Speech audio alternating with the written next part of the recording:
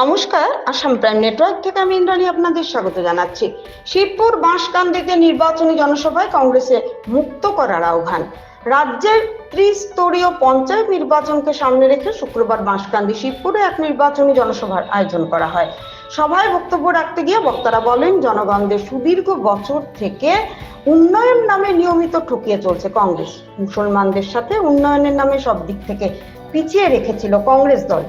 আজও একই ভূমিকায় রয়েছেন কংগ্রেস দল। এইবারের পঞ্চায়েত নির্বাচনে কংগ্রেস দলকে আসামের রাজনৈতিক ইতিহাস থেকে গণতান্ত্রিকভাবে ভোটের মাধ্যমে মুছে ফেলবে বরাক উপত্যকার সর্বস্তরের মানুষেরা।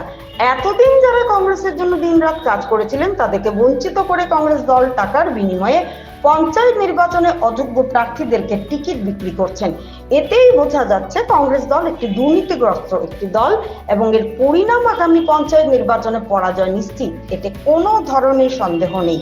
এদিনের জনসভায় আগামী পঞ্চায়েত নির্বাচনে শিবপুর বাঁশকান্দি জেলা পরিষদ সমষ্টির সদস্য পদে নির্দল প্রার্থী সবার সুপরিচিত বিশিষ্ট সমাজসেবী জহুর হোসেন চৌধুরীর সহধর্মিণী সাউদা বেগম চৌধুরীকে কাপ প্লেট প্রতীক চিহ্নে ভোট দিয়ে জয়যুক্ত করার জন্য আহ্বান জানান। আমাদেরকে আমরা যারা টকি বা দাড়ি চেরা দাড়ি রাখি, মাথার টকি দেয়, যাকে বলা হয় মুসলমান, আমাদেরকে এই গত প্রায় 14 বছর থেকে এইভাবেই আমাদের মন দিয়ে চলার আমাদেরকে সুযোগ দেওয়া হয় না। ইন্ডিয়াতে শুধু বাঁশকান্দিতে না। এই মানে কি যে আমরা ইন্ডিয়াতে থাকবো না? আমি সবসময় বলি, লক্ষ্মীপুরতে থাকা অবস্থায় যখন কোনো দলের মনোনয়নের প্রয়োজন পড়ে না, বারবার লেখি মোবাইলে ভোট ব্যাংক থাকলে কারো মনোনয়নের প্রয়োজন পড়ে না। আয়োজনা কোনো দিনে না, কেমন দিন পর্যন্ত পড়ে না। ভোট ব্যাংক না থাকলে টিকিট দিয়েও জিততে পারবো না।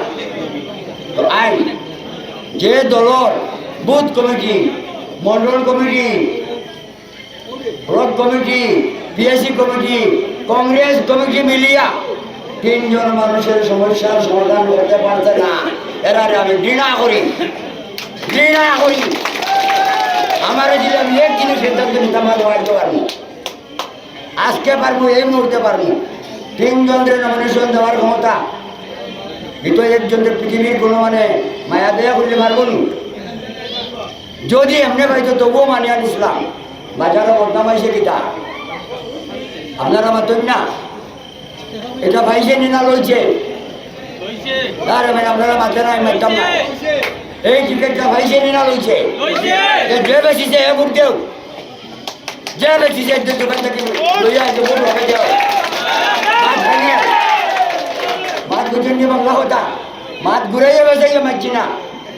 মাত বুঝুন 1935 সালে আসন্ন পঞ্চায়েত ইলেকশনের মধ্যে বাঁশকান্দি শিবপুর বাঁশকান্দি জেলা পরিষদের একজন নির্দল প্রার্থী হিসাবে উনি ওনার সহধর্মিণীকে ক্যান্ডিডেট হিসাবে আমাদের সবার সামনে উপস্থাপন করেছেন। যাই হোক, অবস্থাটা আজকের সাথে বর্তমান সময়, বর্তমান অবস্থা এবং আমাদের যে অবস্থান, এটার পরিপ্রেক্ষিতে 2-3টা কথা বলে আমি আমার বক্তব্য শেষ করব।